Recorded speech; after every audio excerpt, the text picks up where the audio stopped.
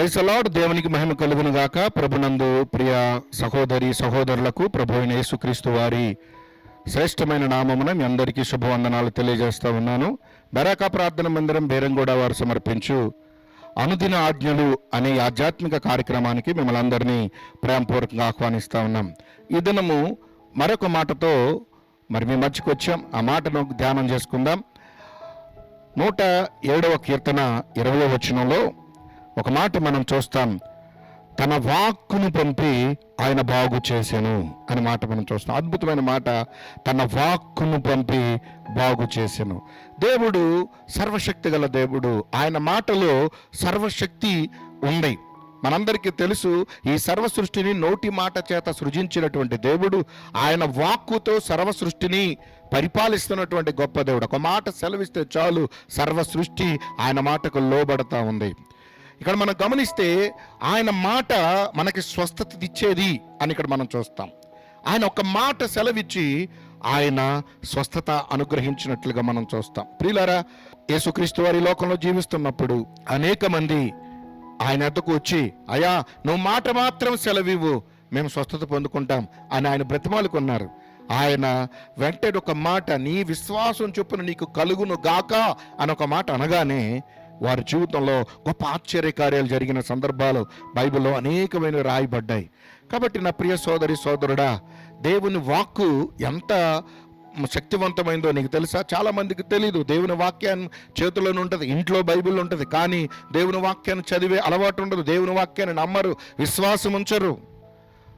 నామకార్థ క్రైస్తవ జీవితంలో దేవుడు సర్వశక్తి గల దేవుణ్ణి కలిగి ఉన్నామని ఎరగక చిన్న చిన్న సమస్యలకు, చిన్న చిన్న రోగాలకు, కష్టాలకు దిగులు పడుతూ తమ జీవితాల్లో ఎంతో ఆందోళన పడుతున్న వారు అనేక మందిని మనం చూస్తుంటాం. నీకు గొప్ప శుభవార్త ఏంటో తెలుసా?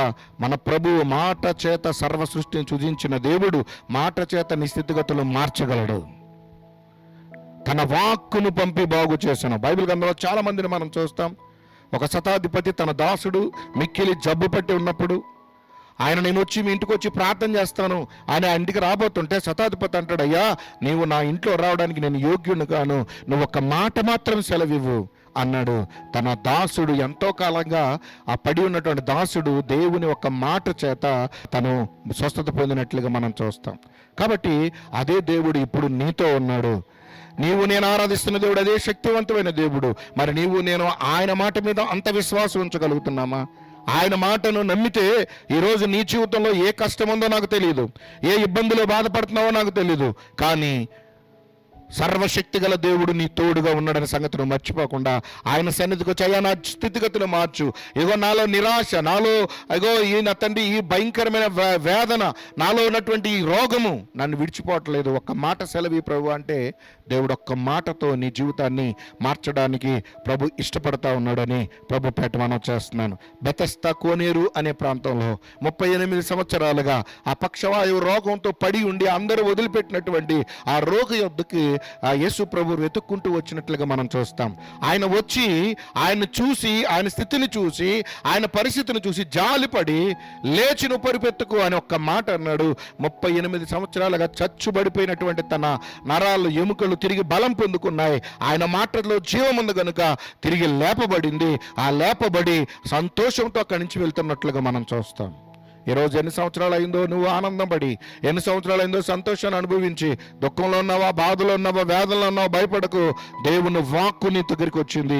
ఆ మాట యందు విశ్వాసం ఉంచి, ప్రభువా నన్ను కూడా, నా బ్రతుకును కూడా బాగు చేయి, నా జీవితాన్ని కూడా బాగు చేయి అంటే దేవుడు ఖచ్చితంగా నీ జీవితంలో కూడా గొప్ప కార్యం చేస్తాడు.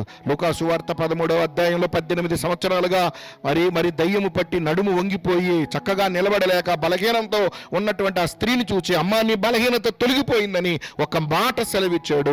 ఆ మాటలో ఉన్నటువంటి శక్తి 18 సంవత్సరాలుగా వంగిపోయినటువంటి స్థితి చక్కగా నిలబడింది, చక్కగా ప్రభుని స్తుతించింది. ఈరోజు నువ్వు నమ్మితే, విశ్వాసం ఉంచితే అదే కార్యం ఈరోజు దేవుడు నీ జీవితంలో, నీ కుటుంబంలో చేయడానికి ఇష్టపడతా ఉన్నాడు. కాబట్టి నా ప్రియ సోదరి సహోదరుడా, ఆయన మాట యందు విశ్వాసం ఉంచిన ప్రభువా నా బ్రతుకును కూడా మార్చు.